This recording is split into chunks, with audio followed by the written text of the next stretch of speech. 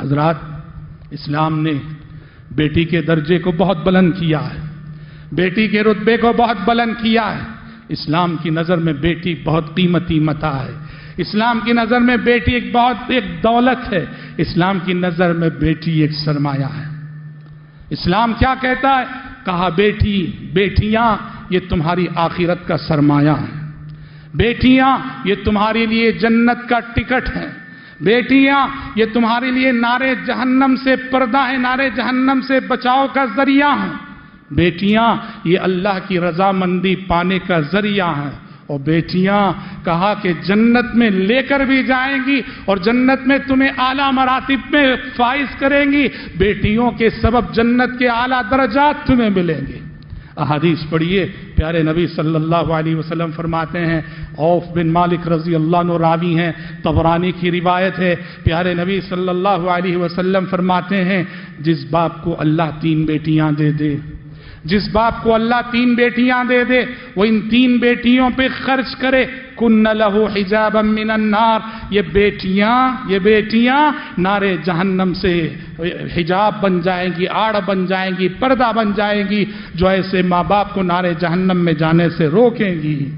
بعض روایتوں میں 2 کی بھی صراحت آئی ہے، جس کو اللہ نے 2 بیٹیاں دی اور وہ ان پہ خرچ کرے، ان کی پرورش کرے، یہ 2 بچیاں ماں باپ کے جہنم میں جانے سے بچاؤ کا ذریعہ بنے گی۔ اور اہل علم نے کہا ہے کہ ایک بیٹی بھی اگر کسی کو ہو اور اس ایک بیٹی کے حقوق بھی ادا کرتا ہے تو وہ بھی اس فضیلت کا مستحق بنتا ہے۔ عقبہ بن عامر رضی اللہ عنہ کہتے ہیں، پیارے نبی صلی اللہ علیہ وسلم نے فرمایا، من کان لہ 3 بنات، جس کو اللہ 3 بیٹیاں دے دے، فصبر علیہن، ان بیٹیوں کی پرورش پر صبر کرے، واطعمہن وکساہن، انہیں کھلائے پلائے پہنائے، کن لہ حجابا من النار، یہ بیٹیاں اس باپ کے لیے نارے جہنم سے نجات کا ذریعہ بنیں گی۔ کتنی بڑی بات ہے۔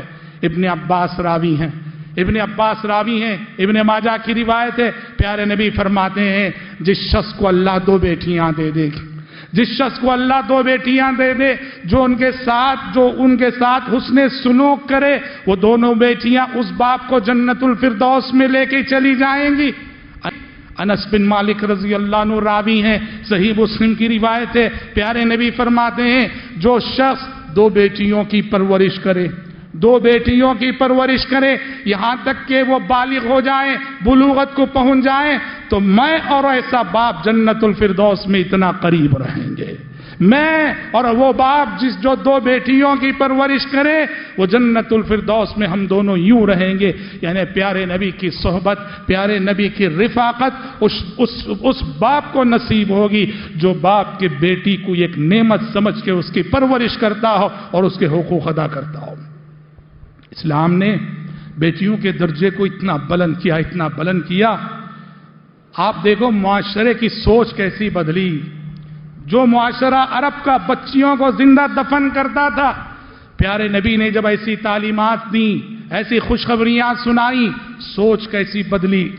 معاشرے کے وہ لوگ اسلام لائے جو اسلام سے قبل اپنے ہاتھوں سے بچیوں کو زندہ دفن کر چکے تھے۔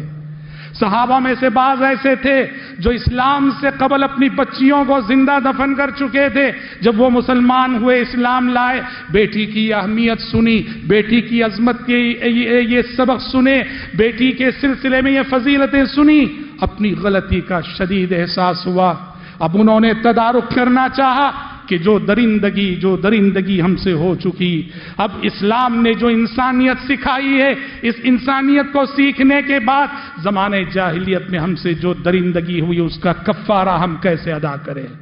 قیس بن عاصم رضی اللہ عنہ، ایک صحابی آئے پیارے نبی کی خدمت میں، کہا اللہ کے نبی، میں وہ باپ ہوں کہ میں نے اسلام سے قبل زمانے جاہلیت میں اپنے ہاتھ سے اپنی 8 بچیوں کو زندہ دفن کیا ہے، اپنی 8 بچیوں کو زندہ دفن کیا ہے۔ اے اللہ کے نبی، اب میں تڑپ رہا ہوں، اب میں بے چین ہوں، میں اس ظلم سے اور اس گناہ سے کیسے بچ پاؤں گا؟ اتنا بڑا گناہ میں نے اسلام سے قبل کیا ہے۔